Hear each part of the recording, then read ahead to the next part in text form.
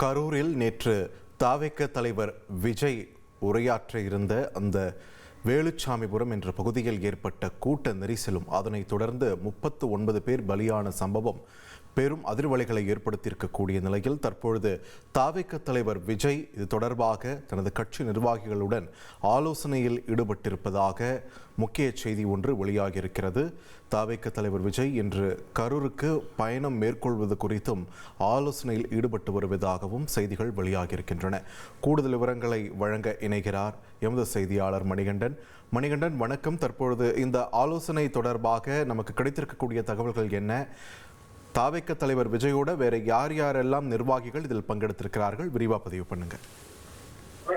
வணக்கம். நேற்று கரூர் வேலுச்சாமிபுரத்துல தமிழக வெற்றிக் கழக தலைவருடைய அரசியல் சுற்றுப்பயணத்துடைய 3வது நாள் இறுதி நிகழ்வுல கூட்ட நெரிசல்ல சிக்கி 39 பேர் உயிரிழந்திருப்பது பெரும் துயரமாக மாறி இருக்கிறது. இந்த சூழல்ல இந்த நிகழ்வு சம்பந்தமாக கரூர் காவல் நிலையம் சார்பில், கரூர் நகர காவல் நிலையம் சார்பில் கட்சியுடைய பொதுச் செயலாளர், மாவட்ட செயலாளர் மதியழகன், இணை செயலாளர் உள்ளிட்ட 4 பேரின் மீது பல்வேறு வழக்குகளின் கீழ் வழக்கு பதிவு செய்யப்பட்டிருக்கிறது. இந்த நிலையில முக்கிய ஆலோசனையர் நீலாங்கரில் இருக்கக்கூடிய அவரது இல்லத்துல தமிழக வெற்றிக் கழக தலைவர் விஜய் ஈடுபட்டிருப்பதாக தகவல்கள் கிடைத்திருக்கிறது. இந்த ஆலோசனையில பொதுச் செயலாளர் உள்ளிட்ட முக்கிய நிர்வாகிகள் மீது வழக்கு தொடர்ந்து செய்யப்பட்டிருப்பதும் அதனை எதிர்கொள்வது குறித்தும் ஆலோசிக்கப்படுவதாகவும், அது மட்டுமல்லாமல் இந்த தொடர்ச்சியாக வாரம் வெறும் சனிக்கிழமைகள்ல பயணம் செய்யக்கூடிய அவரது பயண திட்டத்தை தற்காலிகமாக ஒத்திவைப்பது குறித்தும் ஆலோசிக்கப்பட்டு வருவதாக தெரிகிறது. அது மட்டுமல்லாமல் நேற்றைய தினம் கடுமையான விமர்சனங்கள் வைக்கப்பட்டது.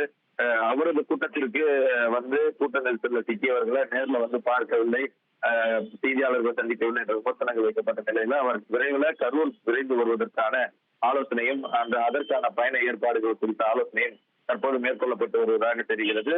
நேற்று இரவிலிருந்து அவர் அந்த எக்ஸ்தலத்தில் அவர் பதிவிட்டதை தொடர்ந்து அவர் ஒரு கவலை தூய்ந்த மனநிலையில் இருப்பதாக கட்சி நிர்வாகிகள் செய்தியாளர் சந்திப்பின் வாயிலாக தெரிவிப்பதை பார்க்க முடிந்தது. இந்த நிலையில இன்று காலையிலிருந்து ஆலோசனையில ஈடுபட தொடங்கி இருக்கிறார். அடுத்த கட்ட நடவடிக்கைகள் என்னென்ன செய்ய வேண்டும், சட்ட ரீதியாக வழக்குகளை எதிர்கொள்வது, பயண திட்டத்துல மாற்றம் உள்ளிட்ட முக்கிய விஷயங்கள் குறித்து தமிழக வெற்றிக் கழக தலைவர் விஜய் தற்போது ஆலோசனையில் ஈடுபட்டு வருகிறார். நன்றி மணிகண்டன், உங்களுடைய விரிவான தகவல்களுக்கு. இனி செல்லும் இடமெல்லாம் செய்தி. தந்தை டிவியின் வாட்ஸ்அப் சேனலை ஃபாலோ பண்ணினா செல்லருக்கும் இடமெல்லாம் செய்தி. இதோ QR கோட் இப்பவே ஸ்கேன் பண்ணுங்க, ஃபாலோ பண்ணுங்க.